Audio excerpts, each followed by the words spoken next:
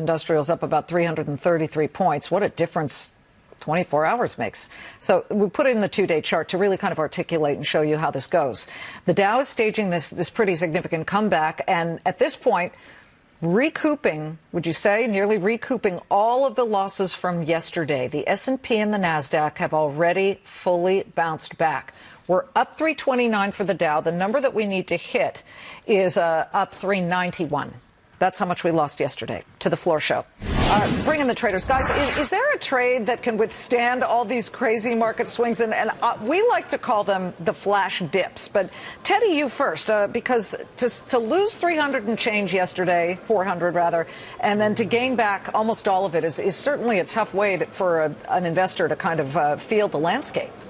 Well, exactly. But I'd say you got to be pretty nimble to have taken advantage of it, Liz, because when they sell them so hard, it looks like they're never going to come back.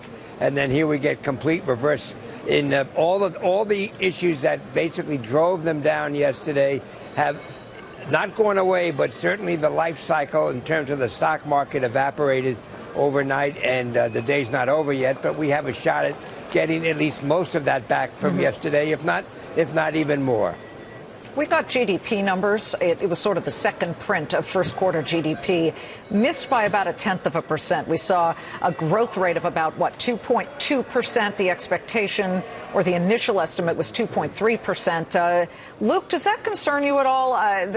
Does it really feel like a slowdown, or are we just waiting for that moment when the tax cuts really push their way into the economy? It's only been a couple of months, so we haven't really seen the full strength, the full muscle behind what could be a real economic driver.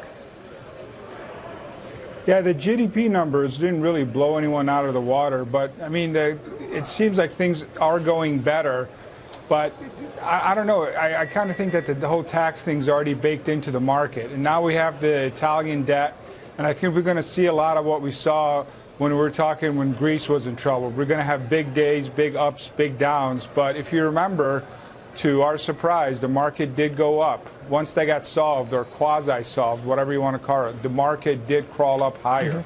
So I'm looking for some of that. Hey, nothing changed, Alan, about the Italian situation that Luke just brought up. They're still trying to cobble together a government. They're struggling to form that government. They still are the European Union's largest debt market. Nothing changed in 24 hours. It's just sort of that the shock was absorbed.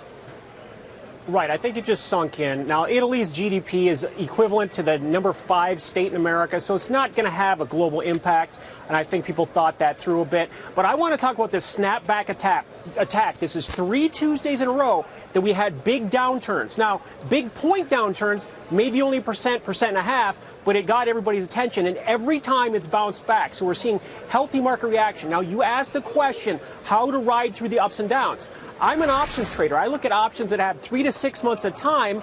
I want to buy enough time to be right and be able to have some staying power and think bigger picture. That's the trading vehicle I use as a stock substitution strategy.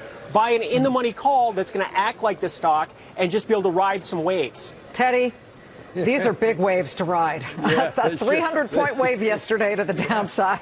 I mean, even Laird, the famous surfer, would have trouble doing this one, I think. But as you're looking at what will be the next driver, Friday, we get the labor report. We get that jobs report from the month of May. We got the ADP report, which showed a gain of, about 178,000 jobs, slightly shorter than the expectation. This seems to be a precursor often for what we do expect on Friday. What we're expecting is 185,000 on Friday. If we miss that, does that hurt the markets? Is this going to be a tough Friday? Well, no. Well, listen, if you get a big miss one way or the other, clearly it will have an impact on the markets. But, Liz, for the most part, the lines of least resistance for the market continue to be higher, in my opinion. We're kind of in a Goldilocks economy. I mean, nothing's ever perfect. Politics aside, I mean, things are pretty good economically in this country, and they're improving around the world. And the stock market simply reflects this.